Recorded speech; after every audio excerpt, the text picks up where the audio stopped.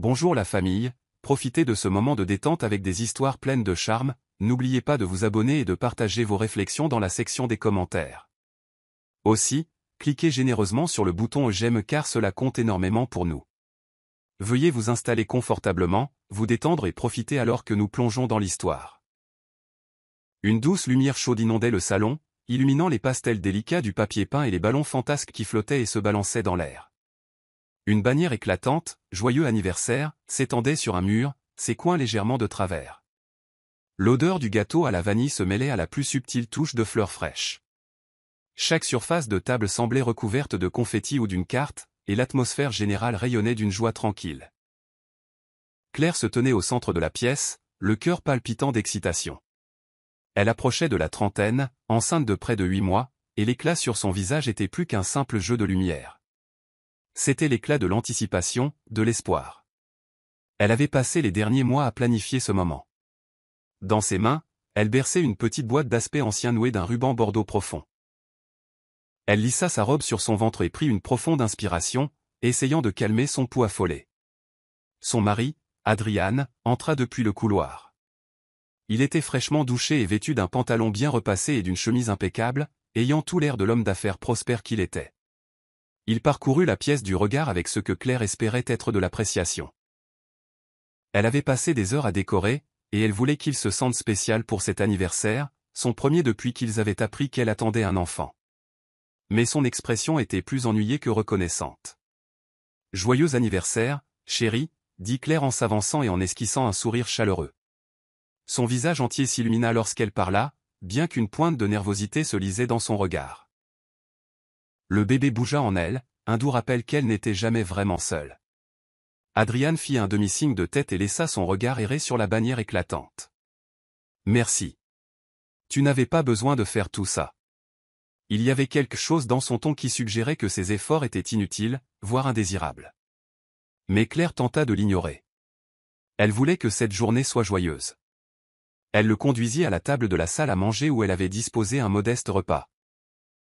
Une potée maison, des légumes rôtis en accompagnement, et un petit gâteau d'anniversaire recouvert d'un glaçage au chocolat. Le glaçage épelait, Adrian, en lettres blanches soignées. C'était une humble célébration, mais elle venait du plus profond du cœur de Claire. Ils s'assirent, et Claire lui servit une part de la potée. En la goûtant, Adrian hocha la tête mais n'offrit aucun compliment. La journée ne faisait que commencer, et pourtant Claire sentait déjà une oppression dans la poitrine. Malgré cela, elle lutta pour maintenir une ambiance légère, se disant qu'une fois qu'il verrait le cadeau spécial qu'elle avait mis tant d'efforts à acquérir, il se réchaufferait. Peut-être était-il simplement fatigué par le travail. Après avoir fini de manger, Claire se leva et récupéra la petite boîte sur la table d'appoint. Elle prit un moment pour admirer le grain de bois sombre qui transparaissait sous le vernis délavé. Le ruban bordeaux était soigneusement noué où elle l'avait fait 2 fois pour s'assurer que le nœud soit parfait. Elle s'approcha d'Adrian, les mains tremblant légèrement. « Je sais que nous n'avons pas eu beaucoup de temps pour nous ces derniers temps, » dit-elle, la voix chevrotante d'excitation et de nervosité, « mais j'ai un cadeau pour toi. Quelque chose que je voulais te donner depuis des mois. » Adrian posa sa fourchette, une lueur de curiosité brillant un instant dans ses yeux avant de disparaître derrière un regard réservé. « Tu n'avais vraiment pas besoin de m'offrir quoi que ce soit, » répondit-il, mais même ce refus poli sonnait creux, manquant de chaleur sincère. Néanmoins, Claire tendit les bras, l'exhortant à prendre le cadeau. Il tira paresseusement sur le ruban, et la boîte s'ouvrit. À l'intérieur reposait un médaillon d'aspect ancien sur une chaîne délicate, finement gravé de motifs tourbillonnants rappelant de vieux blasons familiaux. Le grand-père de Claire lui avait raconté des histoires sur cet artefact, un héritage familial, l'appelait-il transmis de génération en génération dans leur lignée, censé apporter prospérité et fortune à ceux qui le chérissaient vraiment. Elle avait déployé des trésors d'ingéniosité pour le récupérer auprès d'un cousin éloigné qui le gardait en lieu sûr. Ce n'était pas seulement une relique coûteuse, c'était un morceau de l'histoire vivante de sa famille. Un instant fugace, les yeux d'Adrian s'écarquillèrent, et le cœur de Claire bondit de soulagement. Peut-être était-il impressionné, mais la chaleur disparut aussi vite qu'elle était apparue. Il retourna le médaillon dans sa main. Ses sourcils se froncèrent, un rire sec s'échappa de ses lèvres. « C'est ça, ma surprise d'anniversaire ?» demanda-t-il, la voix lourde de déception. « Un vieux machin sans valeur. » Claire eut l'impression d'avoir reçu une gifle. Sans valeur? Adriane, c'est un héritage familial. Ma famille le possède depuis des générations. Ça vaut. Elle s'interrompit, ne sachant même pas comment terminer cette phrase sans paraître sur la défensive. Il ne s'agissait pas seulement de valeur monétaire, il s'agissait de tradition, de famille et d'héritage. Adriane reposa le médaillon dans la boîte et la repoussa. Est-ce que j'ai l'air du genre de type qui porte un collier poussiéreux et moche autour du cou? Ça n'a même pas l'air d'être de l'or véritable. Je n'arrive pas à croire que tu te sois donné tant de mal pour ça. Le visage de Claire brûlait d'embarras. Je pensais que ça pourrait signifier quelque chose pour toi. Murmura-t-elle. Sa voix tremblait d'un cocktail d'émotions. Douleur, colère, confusion. Elle pensa au bébé dans son ventre et à la façon dont elle avait espéré que l'héritage ferait partie de leur nouveau voyage ensemble. Il expira lentement, comme pour s'empêcher de lever les yeux au ciel. Claire, j'apprécie le geste, dit-il, bien que son ton suggéra le contraire, mais peut-être que la prochaine fois, pense à quelque chose que j'aimerais vraiment. Les larmes montèrent aux yeux de Claire. Elle n'était pas une personne particulièrement émotive, mais la grossesse l'avait rendue plus sensible qu'elle ne voulait l'admettre. Elle avait tout planifié, le repas, les décorations, et surtout, l'obtention de cet héritage à temps pour son anniversaire.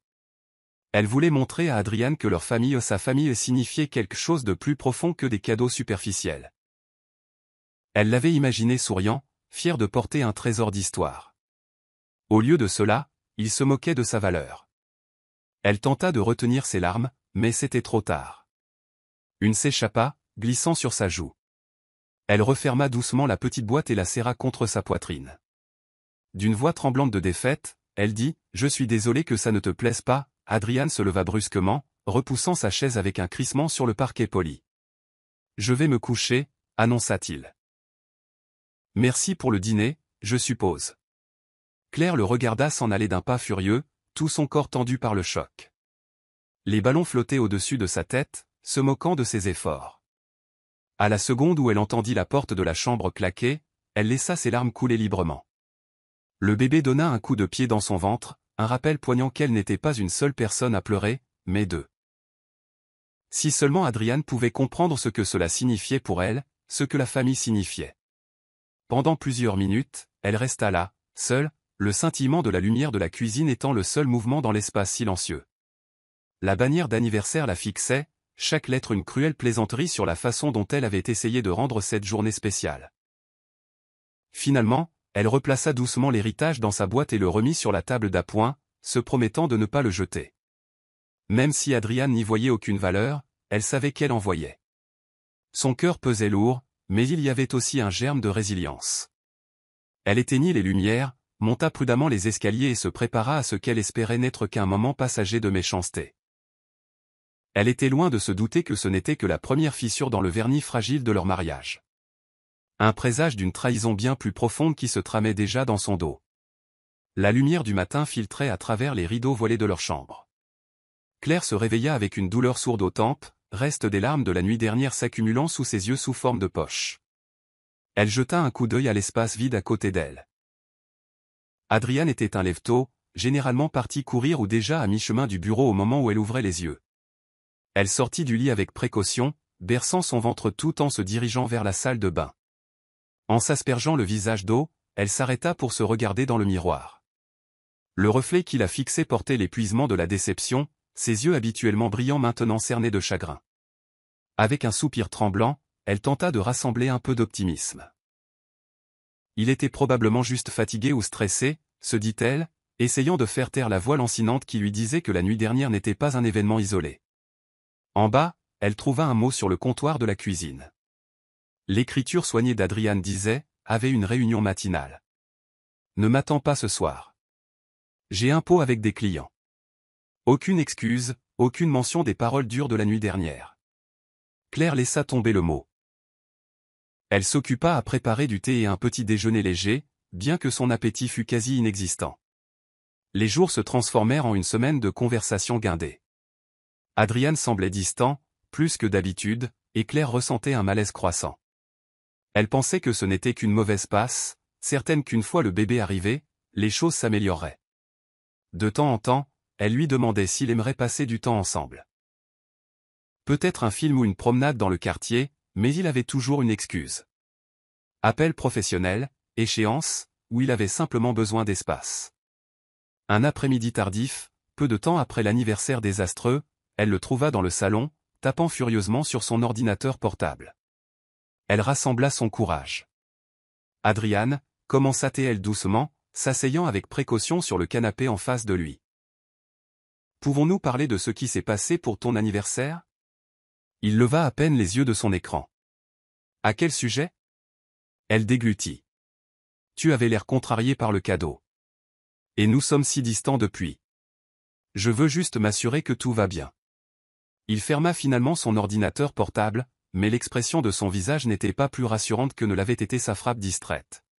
« Écoute Claire, si c'est à propos de ce médaillon ou quoi que ce soit, n'en parlons plus. Ce n'est tout simplement pas mon style. Pouvons-nous laisser tomber ?» Elle hésita. « Ce n'est pas seulement le médaillon. J'ai l'impression que tu t'éloignes. » Adrian se leva brusquement, la coupant. « J'ai beaucoup de choses en tête, » marmonna-t-il en se dirigeant vers la fenêtre, où il fixa la rue de banlieue en contrebas. Après un moment de silence tendu, il se retourna. « En fait, je voulais te parler de quelque chose d'important. » Le cœur de Claire battait la chamade. Son ton était si grave, si froid, qu'elle plaça instinctivement une main protectrice sur son ventre. « Qu'est-ce que c'est » demanda-t-elle, la voix tremblante. Il inspira brusquement avant de lâcher la bombe. « Je veux le divorce. » Le mot resta suspendu dans l'air, tranchant comme du verre brisé. Claire le regarda bouche bée, essayant de comprendre ce qu'elle venait d'entendre. Divorce. Elle était enceinte de près de 8 mois de son enfant, de leur enfant. Ses yeux parcoururent son visage, cherchant un signe que c'était une horrible farce ou qu'il le disait sous le coup de la colère et allait se rétracter d'une seconde à l'autre. Mais l'expression d'Adrian était résolue. « Tu veux le divorce » répéta-t-elle, sa voix à peine plus qu'un murmure. « Oui. » Il parla avec un sang-froid glaçant, comme s'il l'avait répété. « J'y pense depuis un moment maintenant, et ton coup de théâtre pour mon anniversaire ?» « Mon coup de théâtre pour ton anniversaire » l'interrompit-elle, momentanément confuse. Il fit un geste dédaigneux de la main. Cet héritage ridicule. C'était la goutte d'eau. Ça m'a montré à quel point nous sommes déconnectés. Tu ne me connais pas du tout, Claire. Et je ne peux pas continuer à vivre dans le mensonge. Je veux m'en aller. Elle porta une main à ses lèvres tremblantes. Adrian. Je suis enceinte. Nous allons être une famille. Il expira, comme agacé par le rappel.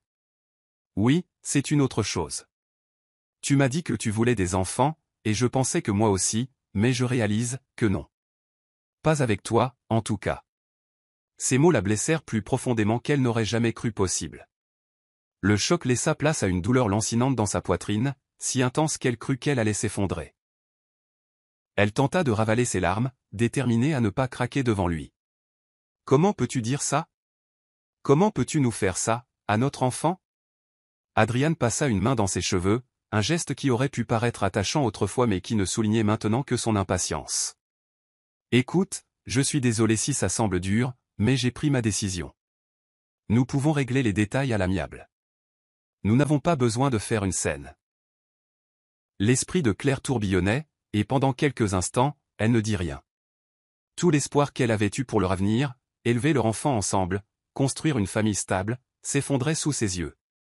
Finalement, elle retrouva sa voix. « Pourquoi maintenant ? Pourquoi diable choisirais-tu ce moment pour me dire que tu veux le divorce ?» Son expression se durcit. « Parce que plus tôt nous le ferons, mieux ce sera. Je ne veux pas vivre dans le mensonge, et je ne veux pas être enchaîné par, eh bien, par toi.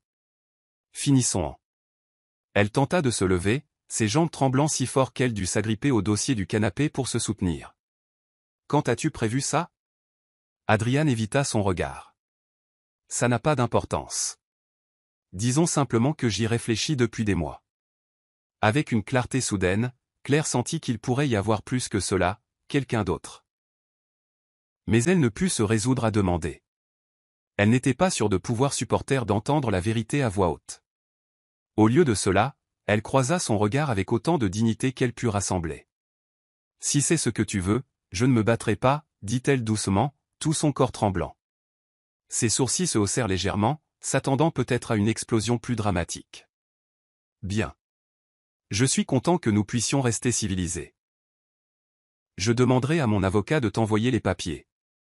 Elle hocha la tête, les larmes menaçant de couler à nouveau. J'aimerais aller m'allonger maintenant. Il s'écarta, lui permettant de passer devant lui, et elle sentit son regard sur son dos. Elle monta les escaliers avec précaution, chaque marche lui semblant un effort monumental.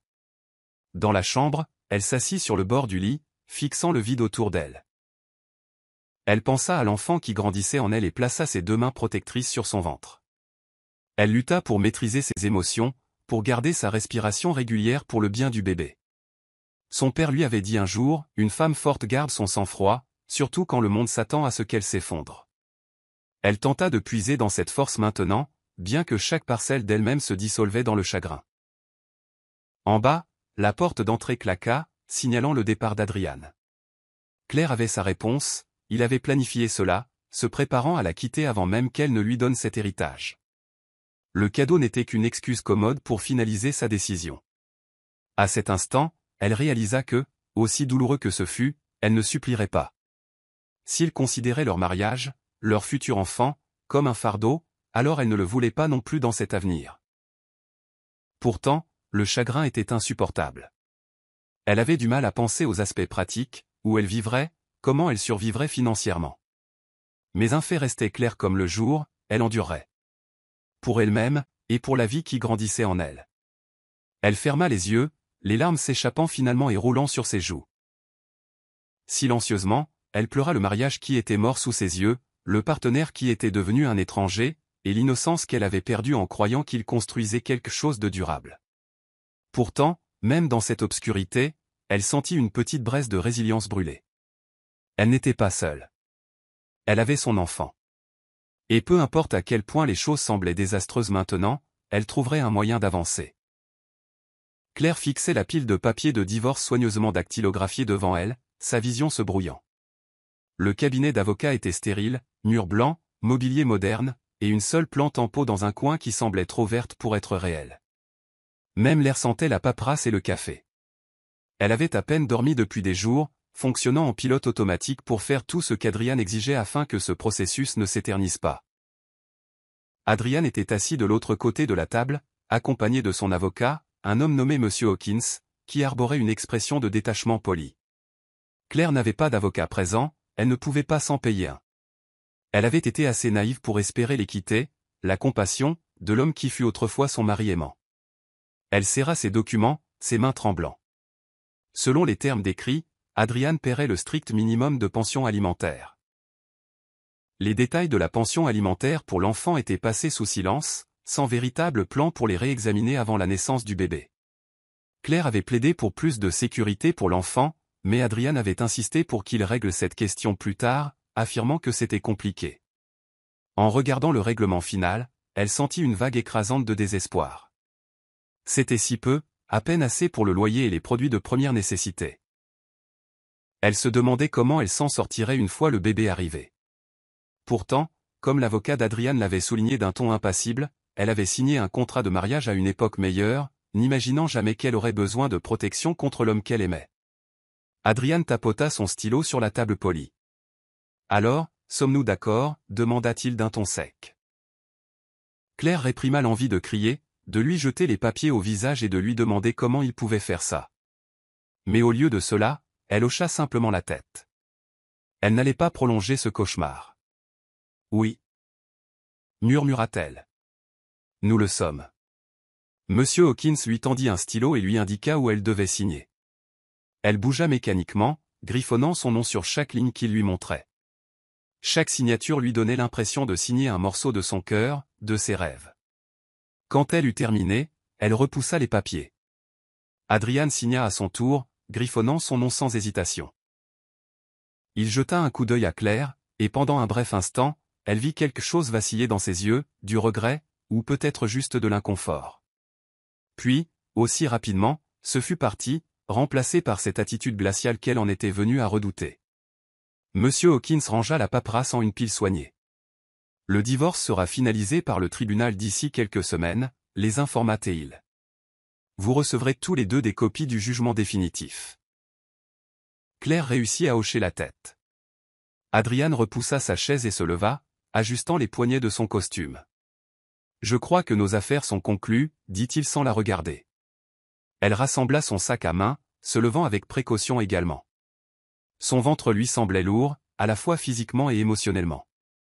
Avant de se tourner pour partir, elle attrapa la vieille boîte en bois posée sur la table à côté de ses documents. L'héritage était toujours à elle, après tout. Adrian n'y avait montré aucun intérêt. Une partie d'elle ressentit un étrange soulagement qu'il n'ait pas essayé de le réclamer. Malgré tout, ce morceau d'histoire familiale lui restait. Dans le couloir du cabinet d'avocat, Adrian hésita un instant. Claire se demanda s'il voulait dire quelque chose, peut-être des excuses, ou un souhait de bonne chance. Mais au lieu de cela, il détourna le regard, comme impatient d'en finir. « Eh bien, j'espère que tu prendras soin de toi. » dit-il sèchement, sans la regarder dans les yeux. Elle serra les lèvres, déterminée à ne pas pleurer devant lui. « Je le ferai, » répondit-elle, la voix tendue d'émotion contenue. Il hocha la tête, n'offrant pas d'autres mots. Puis il se tourna et se dirigea vers l'ascenseur, ses pas résonnant dans le couloir immaculé. Claire le regarda partir, la poitrine serrée. Pendant des années, il avait été la personne avec qui elle partageait tous ses rêves. Son meilleur ami, son confident. Maintenant, c'était un étranger, la reconnaissant à peine, elle ou l'enfant qu'ils avaient créé ensemble. Quand il disparut derrière les portes de l'ascenseur, elle sentit une vague soudaine de soulagement au milieu du chagrin. Au moins, le pire était passé. Elle baissa les yeux sur la petite boîte en bois dans sa main. L'héritage précieux. Dans un monde qui semblait s'effondrer, c'était son encre, un rappel tangible de son héritage et de sa valeur. Quelque chose qui n'était pas sujet à négociation ou à manipulation légale. En sortant du bâtiment, le soleil d'été l'aveugla momentanément. La chaleur rayonnait du trottoir, et elle sentit le bébé bouger dans son ventre. Elle s'arrêta, pressant doucement sa main contre son abdomen. « Il n'y a plus que toi et moi maintenant, » murmura-t-elle, les yeux pleins de larmes. « On va s'en sortir. Je te le promets. » Son téléphone vibra dans son sac, la surprenant. C'était probablement un autre agent immobilier ou un propriétaire qui pourrait louer à une future mère célibataire aux revenus limités. Elle avait appelé plusieurs endroits ces dernières semaines, cherchant un appartement qu'elle pouvait se permettre. Le processus était lent et humiliant, mais elle n'avait pas le choix. Essuyant ses larmes, elle répondit à l'appel. Une voix de femme lui proposa un petit 2 pièces dans un quartier modeste à proximité. Le loyer était légèrement élevé pour sa nouvelle situation financière, mais c'était mieux que les autres options. Claire força un ton poli et plein d'espoir. « Oui, j'aimerais venir le voir. Demain me convient. » Elle raccrocha, serrant le téléphone tout en se forçant à rester forte. Elle s'accrochait à l'idée que chaque nouveau jour était un pas loin d'une vie qu'elle avait perdue et un pas vers quelque chose de mieux, quelque chose qui la garderait, elle et son bébé, en sécurité. En fixant la ligne d'horizon de la ville au loin, elle pensa aux vœux qu'elle avait faits. Peu importe à quel point les choses deviendraient difficiles, elle ne laisserait pas son enfant à naître souffrir des choix d'Adrian. Une brise vive souleva ses cheveux, et elle replia un bras protecteur sur son ventre à nouveau. La tension qui lui avait serré le cœur ces dernières semaines commença à s'apaiser, juste un peu. Elle devait continuer à avancer. Signer ses papiers de divorce n'était pas la fin de son histoire. C'était simplement la fin d'un chapitre et le début d'un autre. Elle laissa le cabinet d'avocat derrière elle, chaque pas résonnant d'un mélange de douleur et de détermination. Serrant fermement l'héritage dans sa main, elle murmura une prière silencieuse. Puisse ce nouveau chapitre, aussi intimidant soit-il, la mener vers un avenir plus radieux que tout ce qu'elle pouvait imaginer à ce moment-là. La première nuit dans son nouvel appartement fut remplie d'un chaos tranquille. Des cartons étiquetés, cuisine, vêtements de bébé, et, divers, étaient éparpillés dans le petit salon. Le nouveau logement de Claire était modeste, certainement pas aussi luxueux que la maison de ville qu'elle avait partagée avec Adrian, mais c'était un espace propre avec un éclairage décent et un petit balcon donnant sur une cour. Ce n'était pas grand-chose, mais c'était à elle, ou du moins ça le serait une fois qu'elle réussirait à payer la caution et le loyer avec le peu de pension alimentaire qu'Adrian lui avait versé. Elle lutta pour s'installer sur le canapé d'occasion usé, faisant attention à son ventre distendu. Le bébé avait donné des coups de pied plus fréquemment, comme s'il sentait le bouleversement dans la vie de Claire. Posant une main sur son ventre, elle murmura « Nous sommes en sécurité maintenant ». Même si elle n'en était pas entièrement sûre. Sur la table basse abîmée reposait la vieille boîte en bois contenant l'héritage de sa famille. Elle l'ouvrit doucement et souleva le médaillon, le laissant pendre à la douce lumière du plafonnier. La gravure était si détaillée, de minuscules volutes et runes qui dansaient sur la surface métallique. Elle se retrouva hypnotisée, se souvenant comment son grand-père avait dit un jour qu'il était censé valoir une fortune, bien que personne dans la famille ne se soit jamais donné la peine de l'authentifier. Cette nuit-là, le sommeil fut insaisissable. Elle resta allongée dans son lit, le poids de son ventre rendant difficile de trouver une position confortable. Des questions tourbillonnaient dans son esprit. Comment vais-je payer les couches? Les visites chez le médecin? La garderie? Elle essaya de se rappeler que beaucoup de mères célibataires s'en sortaient. Elle devait juste être ingénieuse, forte. Le lendemain matin, alors qu'elle sirotait sa modeste tasse de café, son regard dériva vers la boîte de l'héritage. Une idée qui lui trottait dans la tête depuis un moment surgit. Pouvait-il vraiment avoir assez de valeur pour changer sa situation? Elle se souvint des histoires de son grand-père sur des bijoux cachés et des acheteurs secrets, mais enfant, elle les avait rejetés comme de grandes fables. Maintenant, le désespoir la faisait penser différemment. Avec une détermination farouche, elle ouvrit son ordinateur portable. Une recherche rapide en ligne révéla qu'il existait des commissaires-priseurs professionnels spécialisés dans les bijoux anciens et les artefacts. Un nom revenait constamment. Une maison de vente aux enchères renommée, connue pour gérer les trésors de succession. Le cœur de Claire s'emballa. Elle n'avait rien à perdre en les contactant. Peut-être que la légende de l'héritage était vraie, peut-être n'était-ce qu'un mythe. Mais s'il y avait ne serait-ce qu'une infime chance qu'il puisse rapporter assez d'argent pour stabiliser sa vie, elle devait essayer. Elle passa un coup de fil, parlant à une réceptionniste polie qui lui demanda d'envoyer des photographies détaillées. Claire sortit précipitamment son téléphone, positionnant le médaillon près d'une fenêtre pour obtenir le meilleur éclairage. Elle prit des gros plans des gravures et du fermoir. La réceptionniste l'assura que quelqu'un la contacterait s'il le trouvait intéressant. Quelques jours plus tard, juste au moment où Claire commençait à penser que c'était une cause perdue, elle reçut un email d'une commissaire-priseur nommée Margaret Tate, l'une des meilleures expertes de la maison de vente. Nous aimerions le voir en personne, disait l'email. Veuillez apporter l'artefact dès que possible. Les mots faillirent faire manquer un battement au cœur de Claire. Elle prit rendez-vous pour la semaine suivante, s'assurant de porter quelque chose de présentable et de confortable. La montée en ascenseur jusqu'à l'étage supérieur de la maison de vente lui parut interminable. Chaque tintement accélérait son pouls. Elle serrait la boîte en bois contre sa poitrine, ayant l'impression de porter non seulement un artefact mais tout son avenir. Margaret Tate se révéla être une femme raffinée d'une cinquantaine d'années, aux yeux vifs et à l'air professionnel. Elle accueillit Claire chaleureusement, la faisant entrer dans une salle d'exposition privée avec des vitrines polies et des présentoirs en velours. Le silence de la pièce faisait résonner chaque pas. « Puis-je le voir » demanda Margaret, tendant gracieusement ses mains. Claire ouvrit soigneusement la boîte, révélant le médaillon. Margaret le souleva avec une précision délicate, son regard se fixant immédiatement sur les motifs complexes. Après un moment, elle attrapa une loupe de bijoutier et examina la gravure sous un éclairage vif et spécialisé. Claire se tenait à côté, les nerfs à vif. Elle essayait de ne pas laisser ses espoirs s'envoler trop haut. La déception l'écraserait si cela s'avérait sans valeur. Après plusieurs minutes tendues, Margaret reposa le médaillon et adressa un sourire à Claire. « C'est tout à fait remarquable, » dit-elle, la voix basse mais remplie d'excitation. Le savoir-faire suggère que ce n'est pas juste une antiquité quelconque. Il semble provenir d'une dynastie européenne notable, possiblement du début du XVIIIe siècle. L'or est d'une pureté exceptionnellement élevée, et ces runes gravées pourraient avoir un contexte historique significatif. Les pierres précieuses, bien que petites, pourraient être d'origine. J'aurais besoin d'un test de laboratoire approfondi pour confirmer l'authenticité, mais si tout se vérifie, vous pourriez avoir quelque chose d'extrêmement précieux. Claire sentit son cœur battre la chamade. À quel point précieux, réussit-elle à demander. Margaret inclina la tête pensivement. C'est difficile à dire avec certitude sans les résultats finaux du laboratoire.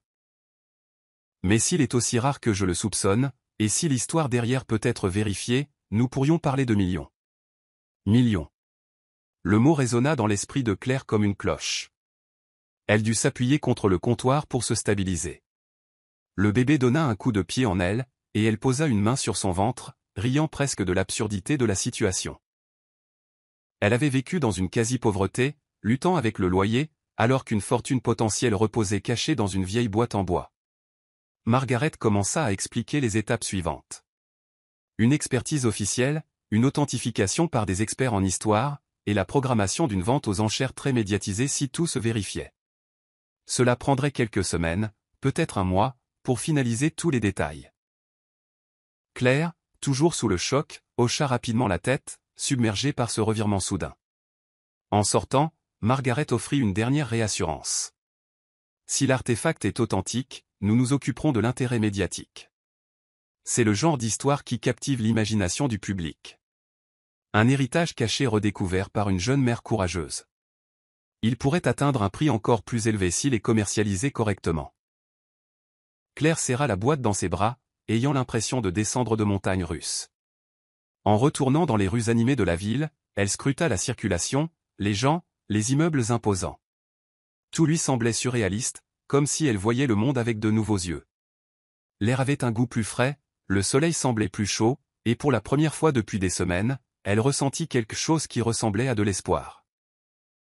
Oui, il y avait d'autres obstacles à surmonter, d'autres nuits d'anxiété à attendre que le téléphone sonne avec la confirmation. Mais la possibilité d'un avenir sûr pour elle et son enfant semblait maintenant à portée de main. Cela seul valait tout. Dans une maison de ville immaculée, récemment achetée de l'autre côté de la ville, Adrian faisait les 100 pas d'une pièce à l'autre. Chaque pas résonnait sur les parquets impeccables, le vide de l'espace soulignant à quel point il était grandiose et froid. Pour un homme qui s'était toujours targué des apparences, c'était la maison de ses rêves. Moderne, épurée et chère. Pourtant, elle semblait étrangement vide. Il vérifiait son téléphone de manière obsessionnelle. Sa petite amie, Sacha, jeune, séduisante et, comme il l'avait récemment découvert, assez matérialiste, le pressait au sujet de leurs finances. Elle voulait une nouvelle voiture, des vêtements de marque et des vacances à l'étranger. Adrian, portant maintenant le poids de 2 hypothèques, puisqu'il se dépêchait encore de se défaire de la propriété qu'il avait partagée avec Claire, et devant payer même une modeste pension alimentaire, voyait son solde bancaire diminuer à une vitesse alarmante. Ce matin-là, Sacha avait fait une crise parce qu'elle ne pouvait pas s'offrir un forfait spa de luxe. Elle était sortie en trombe, claquant la porte derrière elle. Adrian soupira, se frottant les tempes. Il ressentit une pointe d'agacement face à la rapidité avec laquelle sa nouvelle vie avait perdu de son éclat. Il jeta un coup d'œil aux gros titres sur son téléphone, ayant besoin d'une distraction. La plupart étaient des mises à jour banales sur la politique locale ou les potins de célébrités, jusqu'à ce qu'un article attire son attention. Un rare héritage antique mis aux enchères, une mère célibataire enceinte découvre une fortune potentielle. Quelque chose dans le titre interpella la mémoire d'Adrian. L'image montrait une femme souriante tenant une petite boîte en bois. Le cadrage était partiel, mais il reconnut ce visage. Claire. Il sentit une secousse d'incrédulité le traverser. Les doigts tremblants, il cliqua sur le lien et fixa la photo. Elle avait l'air radieuse, son ventre plus proéminent que la dernière fois qu'il l'avait vue, et ses yeux brillaient d'une nouvelle confiance. À côté d'elle, un commissaire-priseur rayonnait pour la caméra. L'article détaillait comment Claire avait découvert la valeur cachée de l'artefact. Les experts pensaient qu'il s'agissait d'une pièce incroyablement rare valant des millions, potentiellement capable de changer la vie de la future mère. L'esprit d'Adrian tourbillonna. Ça devait être une blague. Cette camelote qu'elle lui avait donnée pour son anniversaire était en fait un héritage inestimable? Son cœur battait comme un tambour de guerre. Le souvenir de ses paroles dédaigneuses lui revint en mémoire. Ce n'est que de la camelote. Il pensa à la facilité avec laquelle il l'avait jetée de côté, à la façon dont il l'avait ridiculisée. Et maintenant, la voilà, sur le point de devenir millionnaire, pendant que lui puisait dans ses économies pour apaiser les demandes incessantes de Sacha. Il claqua son téléphone sur l'îlot de cuisine, la rage et le regret se tordant en lui. Sacha choisit ce moment pour entrer, les bras chargés de sacs de courses malgré ses plaintes antérieures concernant l'argent. Elle avait dû sortir pour faire quelques achats de toute façon, les mettant probablement sur sa carte de crédit. « Salut chérie. Le salut ATL, son ton d'une douceur artificielle. Puis elle remarqua l'expression de son visage. Qu'est-ce qui ne va pas chez toi? Adrian ne répondit pas immédiatement. Au lieu de cela, il attrapa son téléphone sur le comptoir et le lui tendit. Lisa, claqua-t-il. Sacha fronça les sourcils en parcourant l'article. Elle laissa échapper un petit sifflement. Waouh! C'est ton ex-femme, non? Elle reposa le téléphone. Tu n'avais aucune idée que cette chose valait autant. Adrian secoua la tête, la mâchoire serrée. Non. Je ne savais pas, Sacha haussa les épaules. J'imagine que tu n'as pas de chance. La froide indifférence de son ton fut une gifle. Une vague de colère traversa Adrian. Tu ne comprends pas, cria-t-il presque. C'était mon cadeau. Elle me l'a donné pour mon anniversaire, et je... Il s'interrompit, réalisant à quel point il était ridicule de revendiquer une sorte de droit dessus maintenant, après l'avoir divorcé et y avoir renoncé. Laisse tomber, marmonna-t-il amèrement. Sacha leva les yeux au ciel. Si c'était à toi, tu aurais dû le garder. Mais bon, on pourrait bien utiliser cet argent en ce moment, hein. Elle fit un geste vers la maison de ville caverneuse. Je veux des meubles, Adrian. Du sur-mesure. Et nous devons encore régler ce voyage à l'île Maurice que tu m'as promis. Il sentit un mal de tête lancinant derrière ses yeux. Tout se refermait sur lui.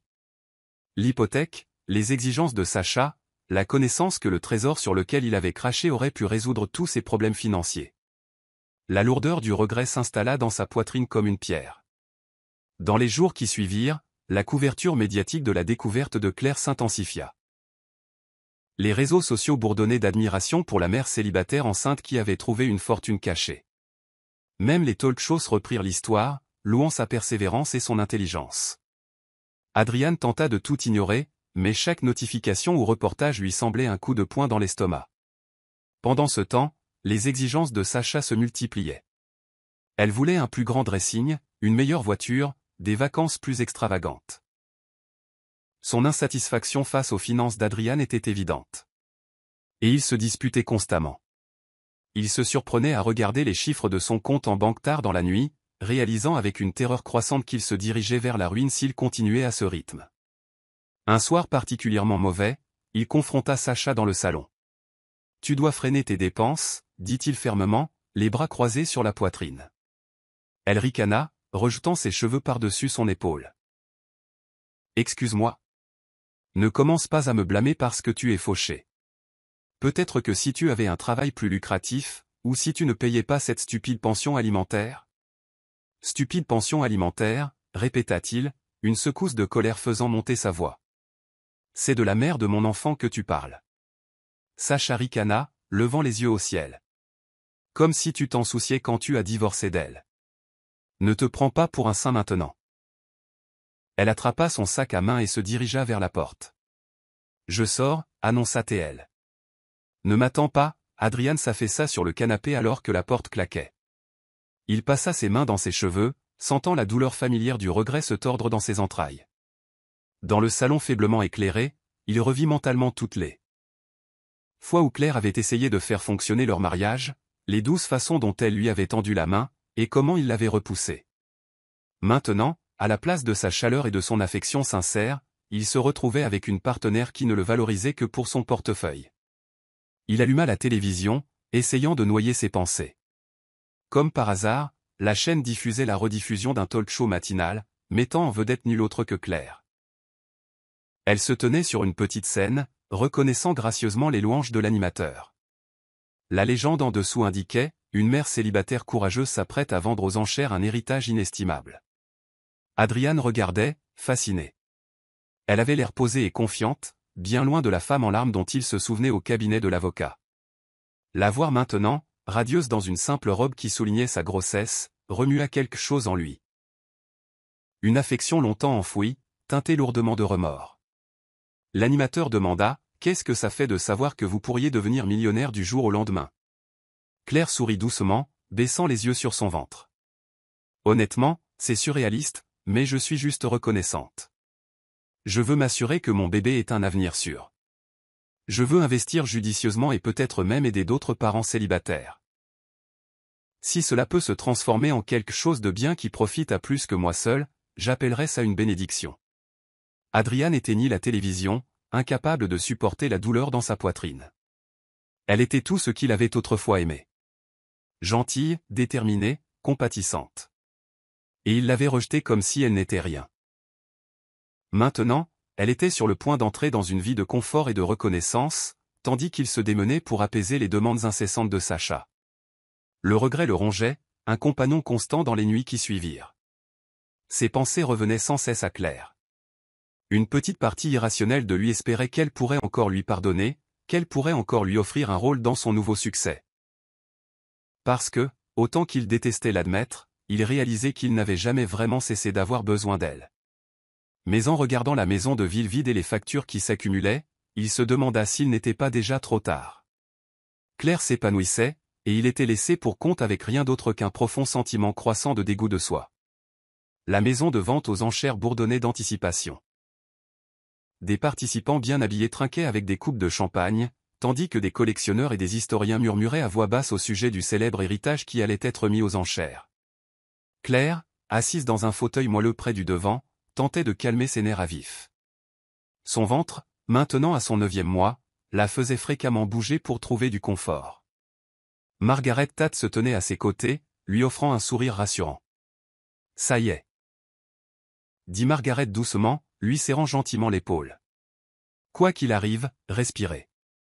Vous avez déjà marqué l'histoire rien qu'en mettant cette pièce en lumière. » Claire hocha la tête, la poitrine serrée.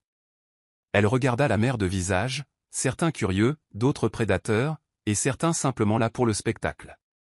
Un silence tomba sur la foule alors que le commissaire-priseur montait à la tribune. Les lumières s'atténuèrent légèrement, et un projecteur illumina un piédestal en velours où l'héritage reposait maintenant, brillant sous la vive illumination. « Mesdames et messieurs », commença le commissaire-priseur d'une voix sèche. « Bienvenue au clou de notre soirée.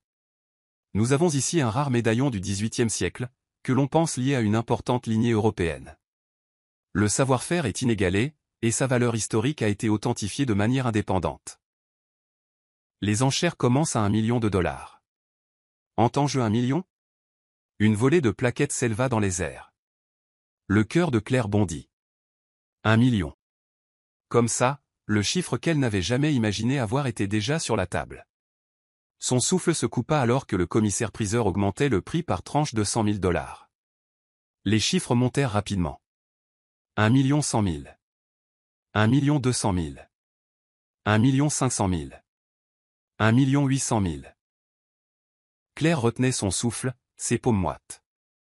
Plusieurs enchérisseurs, des collectionneurs sérieux à en juger par leur assurance, levèrent leurs plaquettes à plusieurs reprises.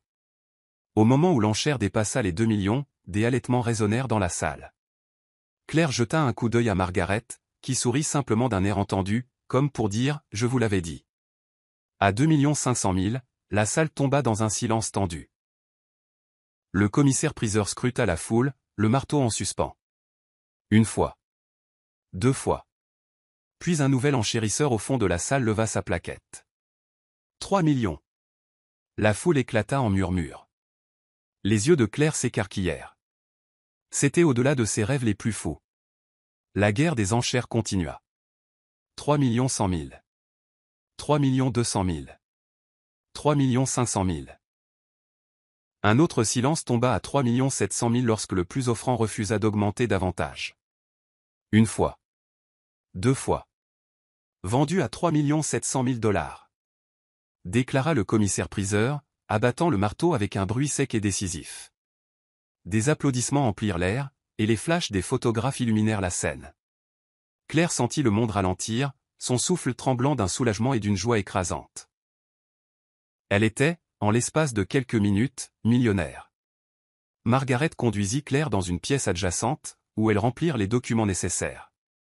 L'enchérisseur gagnant, un homme d'âge mûr en costume sur mesure, s'approcha d'elle, félicitant Claire pour sa remarquable trouvaille. Elle répondit poliment, encore un peu sous le choc. Une fois tout finalisé, Margaret se tourna vers Claire. « Félicitations » dit-elle chaleureusement, étreignant Claire avec précaution autour de son ventre de femme enceinte. « J'espère que cet argent changera votre vie de la meilleure façon possible. » Claire sourit, les larmes aux yeux. Elle pensa à toutes les nuits où elle était restée éveillée, s'inquiétant de l'avenir du bébé. Toute cette peur semblait s'évaporer vers un nouvel horizon de possibilités. Fini les retards de paiement, fini les appels terrifiants des propriétaires. Elle pourrait subvenir confortablement aux besoins de son enfant, peut-être même aider d'autres mères célibataires qui luttaient comme elle l'avait fait. Les médias qui attendaient à l'extérieur la bombardèrent de flashs et de questions. Que ressentez-vous? Quels sont vos projets maintenant? Un message pour les autres parents célibataires? Elle répondit avec autant de sang-froid qu'elle put. Je suis vraiment reconnaissante. C'est une bénédiction à laquelle je ne m'attendais pas. Dit-elle, la voix légèrement tremblante en tapotant son ventre. Ma priorité est d'offrir une belle vie à mon bébé, et si je le peux, j'aimerais aussi aider les autres. Dans les jours qui suivirent, son histoire devint virale. Les gros titres lisaient « La découverte d'une mère célibataire enceinte la rend millionnaire du jour au lendemain » et « Du divorce à la fortune, un parcours inspirant ». Elle reçut des invitations à parler dans des émissions matinales et des podcasts, partageant comment elle avait transformé l'adversité en opportunité. Ses comptes de réseaux sociaux explosèrent de messages de soutien et même d'offres d'organisations philanthropiques qui voulaient collaborer avec elle. Claire engagea une conseillère financière, une femme plus âgée et prudente nommée Judith, qui l'aida à mettre en place des fonds fiduciaires et des investissements. Vous avez rapidement touché une grosse somme d'argent, conseilla Judith. Il est important de planifier judicieusement. Ne la laissez pas vous filer entre les doigts. Suivant ce conseil, Claire alloua soigneusement les fonds, une partie pour une maison confortable, une portion pour l'éducation de son enfant, et une partie réservée à des initiatives caritatives. Les médias louèrent sa responsabilité et sa générosité. Dans chaque interview, elle restait humble, soulignant à quel point tout cela était inattendu et surréaliste. Quelques semaines plus tard, elle fut invitée à un gala de charité, où elle fut honorée pour son histoire inspirante. Vêtue d'une robe émeraude fluide qui accommodait sa grossesse, elle glissa sur le tapis rouge, les appareils photo crépitants. Quelqu'un lui tendit un micro sur scène.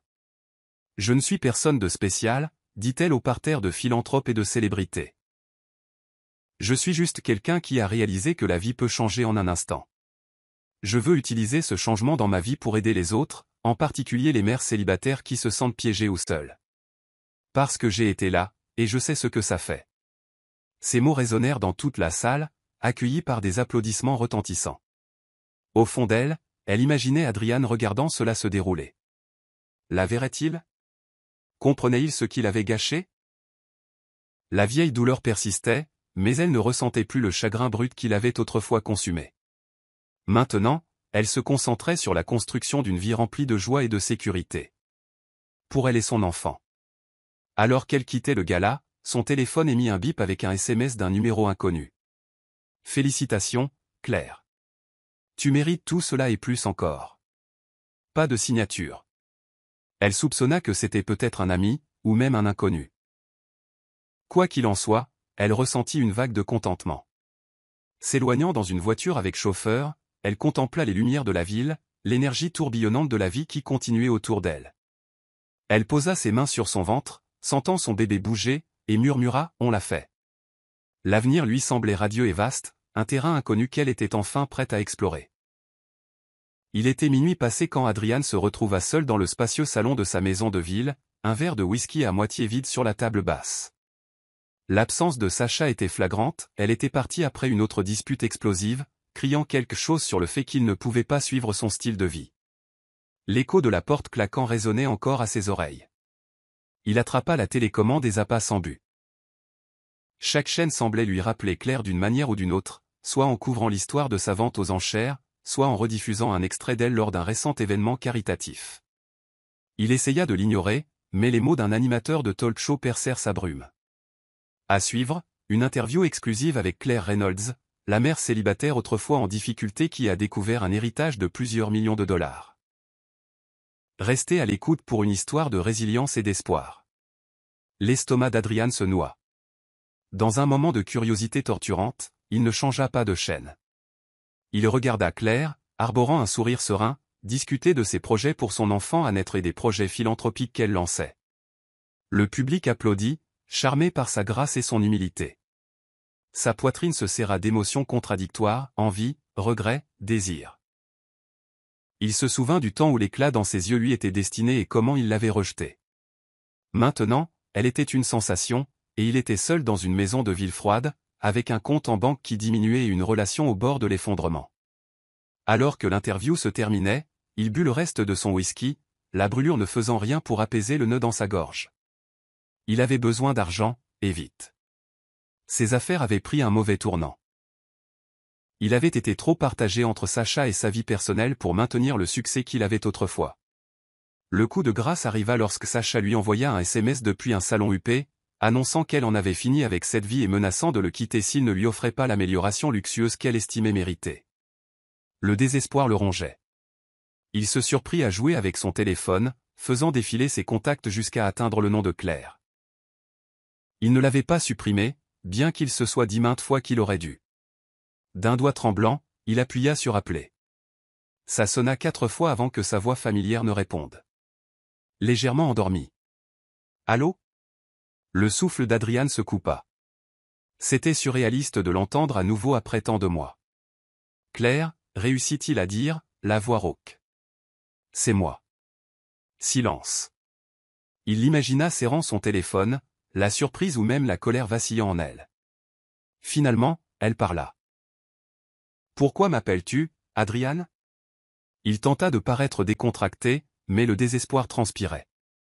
Je voulais te dire félicitations. J'ai vu les nouvelles concernant la vente aux enchères.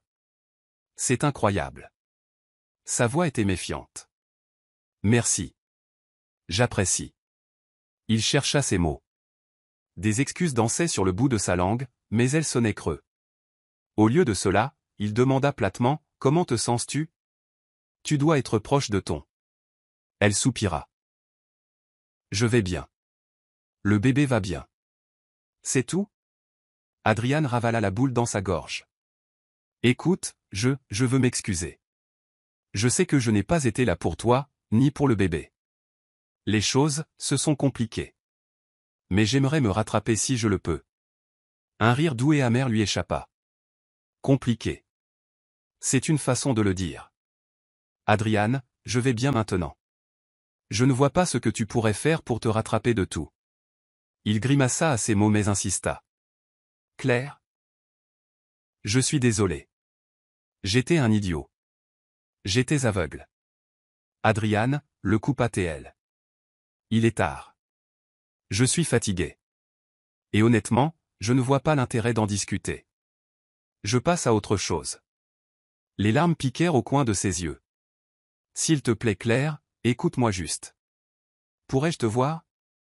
Juste pour parler en personne. Elle hésita, et pendant un moment, il crut qu'elle allait raccrocher. Finalement, elle dit, j'ai des engagements médiatiques demain. Si tu veux parler, passe au studio d'interview vers midi. Mais je ne promets rien. Elle mit fin à l'appel, laissant Adrian s'accrocher à une lueur d'espoir. Il laissa échapper une expiration tremblante. Demain était sa chance, peut-être la seule, de sauver quelque chose. Le lendemain, il se réveilla tôt avec un mal de tête lancinant, séquelles de trop de verre et de trop peu de sommeil. Il s'habilla avec soin, choisissant un costume sur mesure qu'il portait autrefois pour des réunions d'affaires importantes. Il flottait un peu maintenant, il avait perdu du poids à cause du stress. Sacha était introuvable. Probablement, elle était allée dans un spa ou chez une amie qui n'était pas en chute libre financière. Quand Adrian arriva à la chaîne de télévision, il tourna en rond dans la réception, ignorant les regards curieux du personnel. Finalement, un producteur l'informa que Claire terminait un segment d'interview et le rencontrerait dans un salon privé. Il entra dans le salon pour trouver Claire déjà assise. Bien qu'enceinte à un stade avancé, elle se tenait avec une élégance calme qu'il reconnaissait à peine. Elle portait une simple robe noire, ses cheveux en un chignon soigné, et son expression était résolue. Adrian, le salua-t-elle sans se lever. Que voulais-tu dire? Il chercha ses mots, remarquant pour la première fois à quel point elle avait changé. La vulnérabilité dont il avait autrefois profité s'était transformée en une force tranquille. Claire, commença-t-il, je voulais dire que je suis désolé. Vraiment. J'étais égoïste. Cruel même. Je le vois maintenant. Elle l'étudia, ses yeux indéchiffrables. Pourquoi maintenant? Pourquoi cette soudaine envie de t'excuser après tout ce temps? Il s'agita mal à l'aise. Ce n'est pas soudain. Mentit-il, j'y pense depuis un moment. Je réalise que j'ai fait la plus grosse erreur de ma vie. Elle se renversa en arrière, les bras croisés sur sa poitrine. Et ça n'a rien à voir avec ma récente manne financière, n'est-ce pas? Le sarcasme dans son ton le piqua. Il ouvrit la bouche, puis la referma. Il voulait affirmer que ses remords n'étaient pas liés à l'argent, mais il ne pouvait ignorer que c'était définitivement une partie de l'équation. Je sais comment ça paraît, dit-il doucement. Mais crois-moi, te voir réussir m'a juste fait réaliser quel idiot j'ai été. Claire eut un rire sans joie. Alors, que veux-tu maintenant? Ma sympathie? Mon pardon? Ou peut-être une part de la fortune que tu as jetée? Ces mots furent un coup de poing dans l'estomac. Je veux juste une autre chance, marmonna-t-il. Tu me manques, ce que nous avions me manque. Et, le bébé. Je veux faire partie de sa vie. Elle le regarda tranquillement pendant un long moment. Adriane, tu m'as quitté quand j'étais enceinte. Tu as qualifié notre mariage de fardeau. As-tu la moindre idée de ce que ça m'a fait? Sa voix se tendit de douleur ravivée. Je me suis reconstruite à partir des cendres que tu as laissées derrière toi. Il tenta de prendre sa main, mais elle se dégagea. Je sais, et je suis tellement désolé. Si je pouvais revenir en arrière. Tu ne peux pas, dit-elle fermement. Nous ne pouvons pas réécrire le passé. Elle expira, secouant la tête. Je ne t'empêcherai jamais de voir ton enfant si tu veux vraiment être un père. Mais quant à nous? Ce chapitre est clos. Compris. Le cœur d'Adriane se serra. Il pouvait voir la finalité dans son regard. Mais peut-être pourrions-nous recommencer, en amis. Travailler vers quelque chose de mieux. Il sentit la panique teinter ses mots. Le désespoir suintant. Claire pinça les lèvres. Je ne suis pas sûr que l'amitié soit possible. Pas après ce qui s'est passé. Mais si tu veux discuter de la pension alimentaire ou des droits de visite, nous pouvons le faire dans un cadre plus formel. Avec des avocats. Il grimaça à la mention d'avocat. Il lui restait peu d'argent pour en engager un décent. Mais il tenta de garder son sang-froid. D'accord, dit-il, la voix à peine plus qu'un murmure. Merci de m'avoir au moins écouté. Elle se leva, lissant le devant de sa robe. J'accouche dans quelques semaines. Ma priorité est le bébé en ce moment. Je n'ai aucune envie de recommencer de vieux schémas ou de me mêler à tes drames. Si tu es sérieux au sujet d'être là pour cet enfant, tu trouveras un moyen sans ajouter plus de stress à ma vie. Un instant, Adriane sentit une vague de colère monter, colère contre lui-même, contre la situation, même contre Claire pour sa distance inébranlable. Mais au fond de lui, il savait qu'il n'avait personne à blâmer d'autre que lui-même. Il hocha la tête, les larmes menaçant de couler. Elle fit un pas vers la porte, s'arrêtant pour le regarder une dernière fois. Son expression s'adoucit légèrement. J'espère que tu trouveras ce que tu cherches, Adriane. Mais ce n'est plus moi. Sur ce, elle partit, laissant Adriane seule dans le salon, les échos de ses pas s'estompant. Il se sentit vide, comme s'il avait enfin fait face aux conséquences de ses choix. Pendant longtemps, il resta là, fixant le sol, incapable de bouger, réalisant avec une clarté glaçante qu'il avait peut-être perdu Claire pour toujours. Quelques jours plus tard, l'émission matinale locale diffusait une interview en direct très attendue avec Claire, qui n'était plus qu'à quelques semaines de son terme. Des milliers de téléspectateurs étaient au rendez-vous, impatients de voir la nouvelle millionnaire qui avait conquis les cœurs à l'échelle nationale. Les caméras balayèrent un plateau de studio joyeux, orné de couleurs pastel qui reconnaissaient subtilement la maternité imminente de Claire. Claire arriva en coulisses, escortée par un assistant de plateau. Elle portait une robe de maternité simple mais élégante. Et son visage rayonnait de cet éclat particulier d'une femme sur le point d'accueillir une nouvelle vie. Alors qu'elle s'installait dans le fauteuil de l'invité, l'animatrice, une femme affable nommée Diane, la salua chaleureusement. « C'est merveilleux de vous avoir, Claire, » dit Diane en se tournant vers la caméra. « Notre public a été inspiré par votre parcours, et nous sommes impatients d'en savoir plus sur ce qui vous attend. » Claire sourit gracieusement. « Merci de m'avoir invité, Diane. C'est un honneur de partager mon histoire. » Ils commencèrent par un récapitulatif de la découverte de l'héritage par Claire, de la vente aux enchères qui s'ensuivit, et de la façon dont sa vie s'était transformée depuis. Claire parla de ses projets de créer une organisation à but non lucratif pour soutenir les parents célibataires confrontés à des difficultés financières ou émotionnelles. Elle aborda également l'importance de chercher un soutien émotionnel pendant les moments difficiles, reconnaissant à quel point cela avait été isolant durant les derniers mois de son mariage.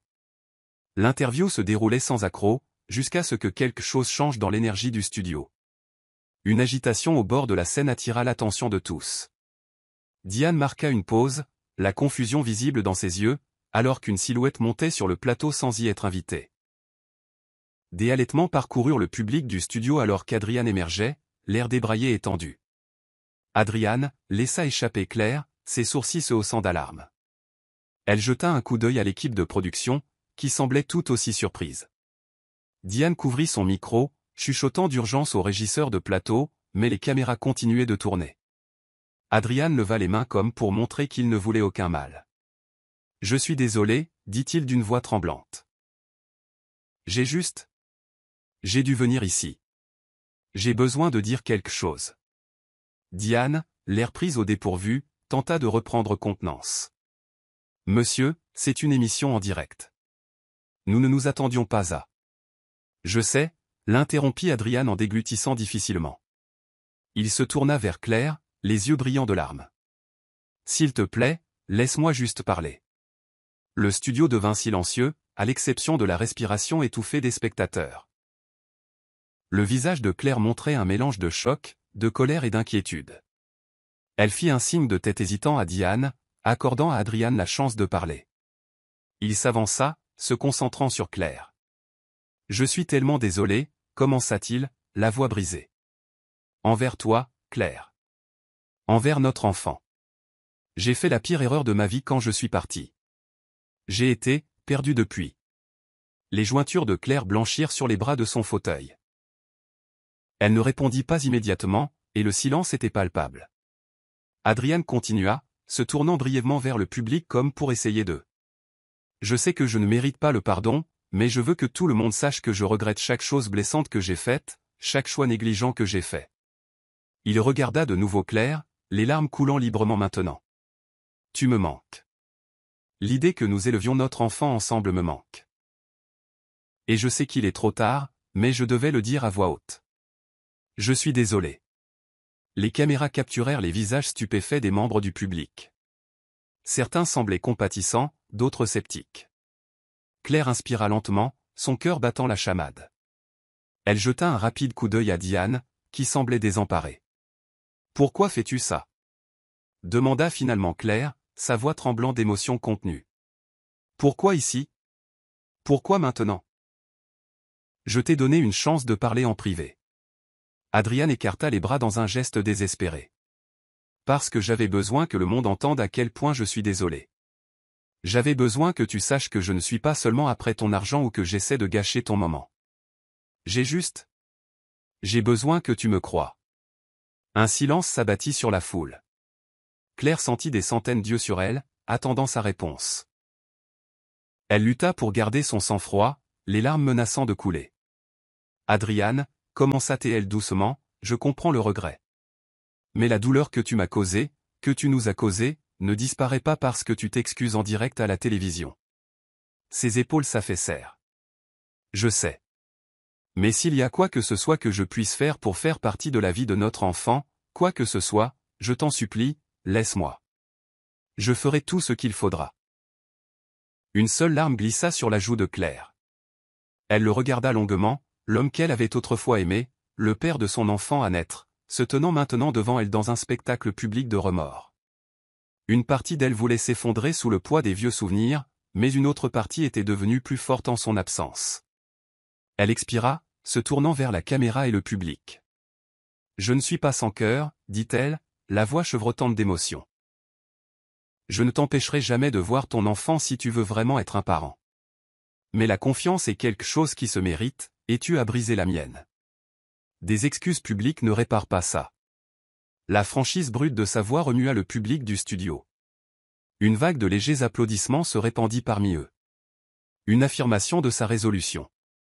Adrian hocha la tête, luttant pour contenir ses larmes. Je la mériterai, promit-il, la voix tremblante. Je te le prouverai. Diane s'éclaircit doucement la gorge. Nous devrions peut-être faire une pause publicitaire, suggéra-t-elle en faisant signe à l'équipe de production. Claire fit un léger signe de tête.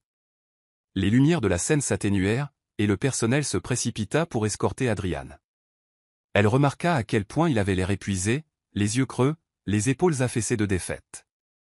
Fini l'homme confiant et froid qu'elle avait autrefois épousé. À sa place se tenait quelqu'un de brisé et de perdu. Lorsque l'émission reprit quelques minutes plus tard, Diane tenta de ramener la conversation sur le travail philanthropique de Claire, mais l'ambiance dans le studio avait irrévocablement changé.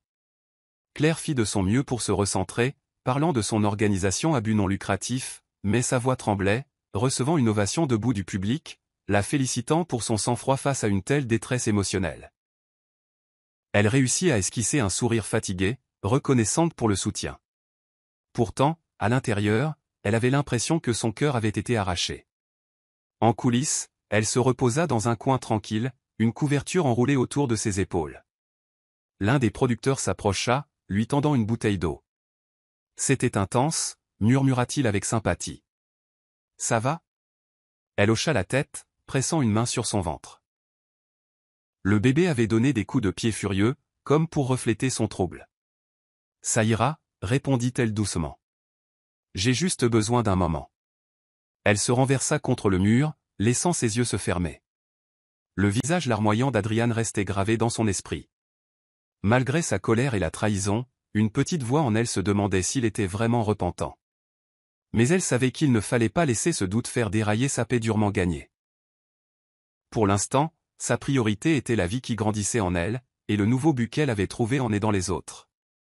En expirant, elle fit un vœu silencieux. Peu importe à quel point le regret d'Adrian pouvait être convaincant, elle ne se perdrait plus. Les semaines passèrent, et le jour auquel Claire s'était préparée arriva enfin. Après des heures de travail exténuant, elle donna naissance à un petit garçon en bonne santé. Des larmes de joie coulaient librement alors qu'elle tenait son nouveau-né contre sa poitrine. À ce premier instant de rencontre avec lui, chaque chagrin, chaque trahison et chaque épreuve qu'elle avait traversée semblait presque insignifiant comparé à l'amour profond qui inondait son cœur. Elle le nomma Noah, d'après son grand-père qui lui avait raconté pour la première fois les légendes de l'héritage. Des amis et de nouvelles connaissances qu'elle avait faites grâce à son travail philanthropique envoyèrent des fleurs et des vœux de bonheur. Même ses comptes de réseaux sociaux débordaient de félicitations d'inconnus qui avaient suivi son histoire. Adrian, informé par un court SMS qu'elle lui avait envoyé, car elle croyait toujours qu'il avait le droit de savoir, arriva à l'hôpital 2 jours après la naissance de Noah. Claire était seule dans sa chambre de convalescence quand il frappa doucement à la porte, arborant une expression incertaine. « Comment vas-tu » demanda-t-il doucement en entrant.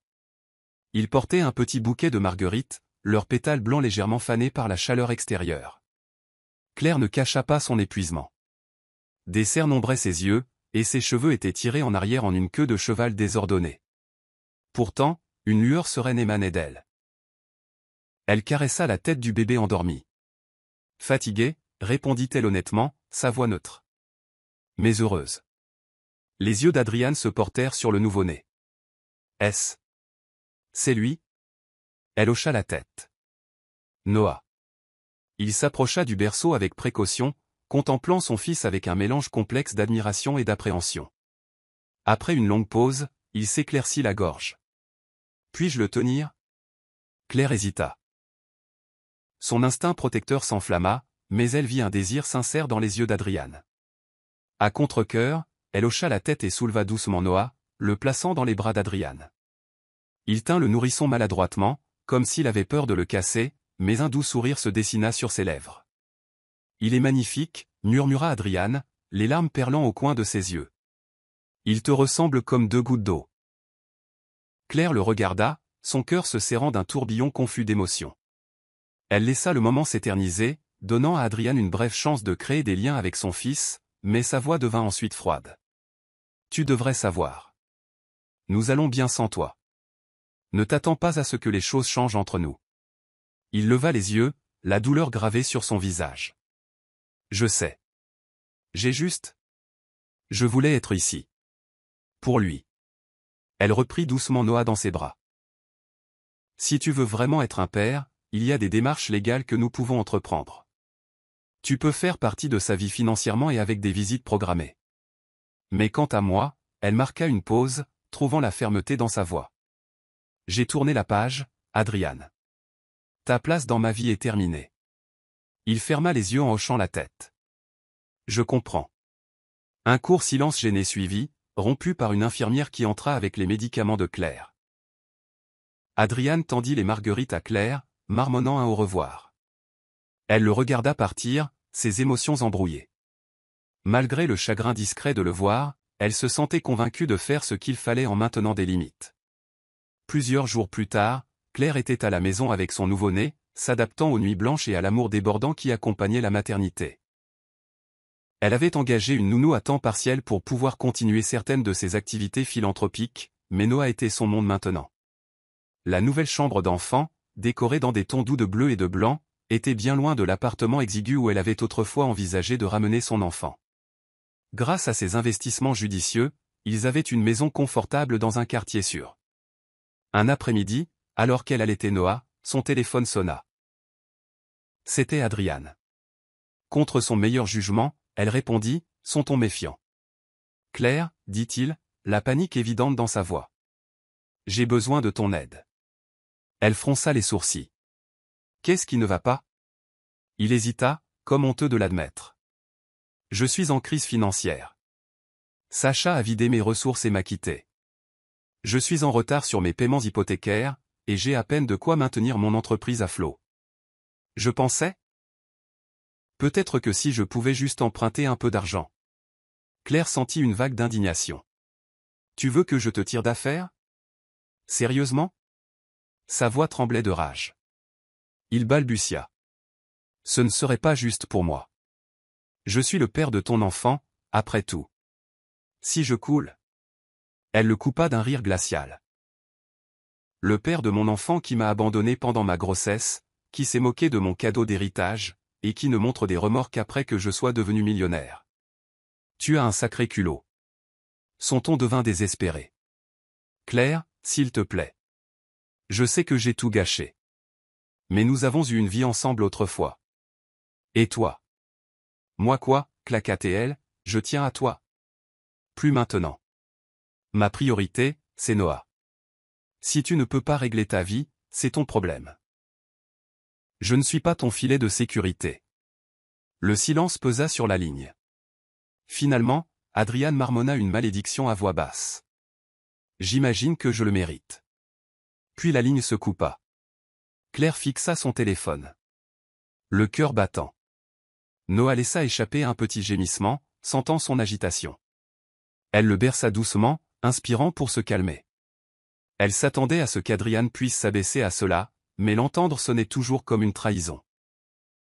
Elle jura de ne plus jamais laisser ce chaos entrer dans sa vie. Le lendemain soir, comme déterminé à faire un dernier plaidoyer, Adrian se présenta sans y être invité au nouveau manoir de Claire, une propriété moderne avec de hautes grilles et une pelouse entretenue. Elle le vit à travers la caméra de sécurité, debout à la grille, l'air débraillé, une expression perdue sur le visage. Après un moment d'hésitation, Claire lui ouvrit, plus par curiosité que par gentillesse. Elle le rencontra à la porte, les bras croisés sur la poitrine, la posture rigide. « Pourquoi es-tu ici ?» demanda-t-elle. Il écarta les mains, les yeux larmoyants. « Je suis désespéré, Claire. Je suis sur le point de tout perdre. Tu as plus d'argent que tu n'en auras jamais besoin. Ne pourrais-tu pas simplement m'aider un peu ?» Ses lèvres s'entr'ouvrirent d'incrédulité. « Tu penses que l'argent résoudra tes problèmes? Tu m'as quitté. Tu as divorcé de moi pour ta propre convenance. Maintenant tu te présentes parce que tu es fauché et seul. » Il baissa le regard. « J'ai fait des erreurs. Mais je pensais que peut-être tu pourrais trouver dans ton cœur de m'aider. » Claire prit une profonde inspiration, la colère tourbillonnant dans sa poitrine.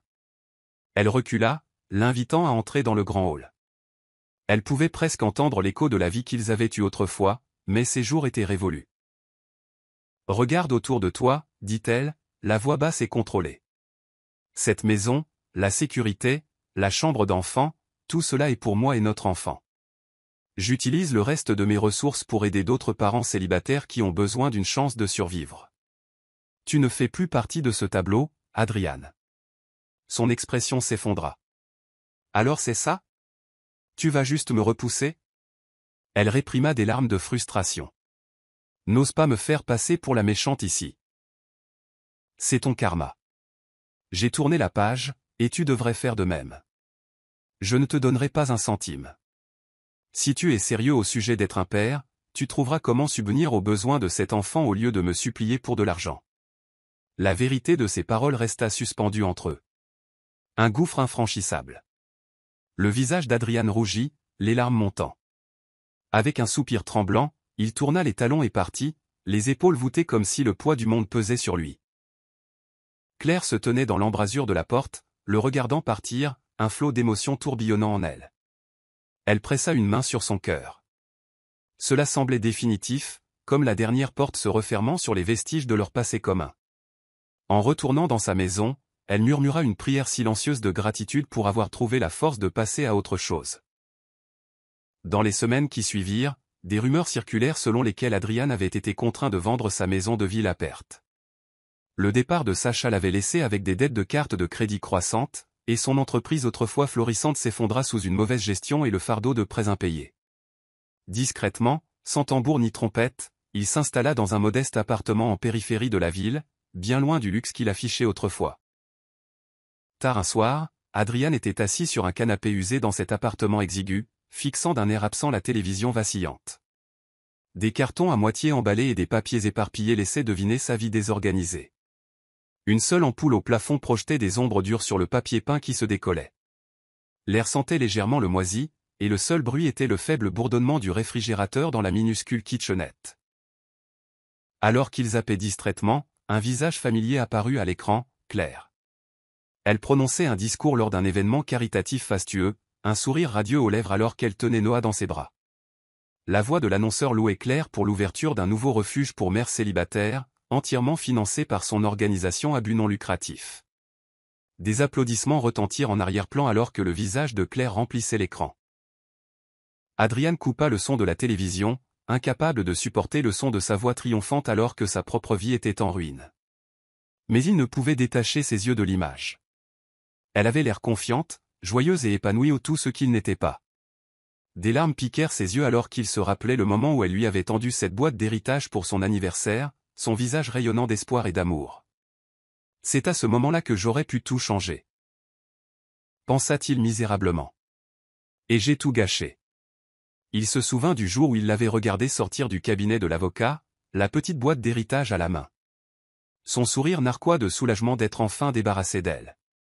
Maintenant, il était enchaîné par le regret, vivant dans un appartement miteux avec les échos de ses erreurs passées pour compagnie. Ravalant ses larmes, Adrian remit le son de la télévision juste à temps pour entendre la fin du discours de Claire. Nos histoires ne se terminent pas lorsque la tragédie frappe. Parfois, c'est précisément à ce moment-là qu'elle commence. Nous pouvons nous relever de la douleur, plus forts et plus sages, et aider les autres à faire de même. La foule éclata en acclamations. Claire embrassa le front de Noah. Ses yeux brillants de gratitude. Adrian pressa une paume sur son front, le poids de la honte presque trop lourd à supporter. Sa vision se brouilla alors qu'il imaginait la vie qui aurait pu être, la famille qu'il aurait pu avoir, l'amour qu'il avait perdu, tout cela parce qu'il n'avait pas pu voir au-delà de sa propre cupidité et de sa vanité. L'émission se termina, et un jingle publicitaire jura de manière discordante avec ses sombres pensées. Adrian éteignit la télévision, plongeant l'appartement dans l'obscurité, à l'exception de la faible lueur des lampadaires qui filtraient à travers les stores. Il laissa tomber sa tête dans ses mains, des sanglots silencieux secouant ses épaules. Il n'avait personne à blâmer d'autre que lui-même. Claire ne lui devait rien, et elle s'épanouissait sans lui. Son succès était un témoignage non seulement de l'héritage, mais aussi de son esprit inébranlable, un esprit qu'il avait sous-estimé et abandonné. Dans l'obscurité silencieuse de son modeste appartement, Adrian réalisa que c'était le vrai karma. L'homme qui croyait autrefois pouvoir rejeter l'amour et la loyauté était maintenant rejeté lui-même, observant depuis l'ombre alors que son ex-femme entrait sous les projecteurs d'une vie nouvelle et brillante. Et ainsi, tandis que Claire berçait son bel enfant et tendait une main secourable à ceux qui en avaient le plus besoin, Adrian restait seul sur son canapé élimé, la dure vérité de ses choix résonnant dans chaque recoin. Le rideau final était tombé sur ses illusions de grandeur, le laissant face au seul véritable héritage qu'il avait gagné, une âme hantée par le regret. Je suis content que vous soyez arrivé jusqu'au bout. J'espère que vous avez apprécié l'histoire. N'hésitez pas à cliquer généreusement sur le bouton j'aime et à vous abonner pour d'autres récits captivants comme celui-ci. Nous aimerions avoir de vos nouvelles. Quelles leçons avez-vous tirées de cette histoire? Partagez vos réflexions dans les commentaires ci-dessous. On se retrouve dans la prochaine histoire.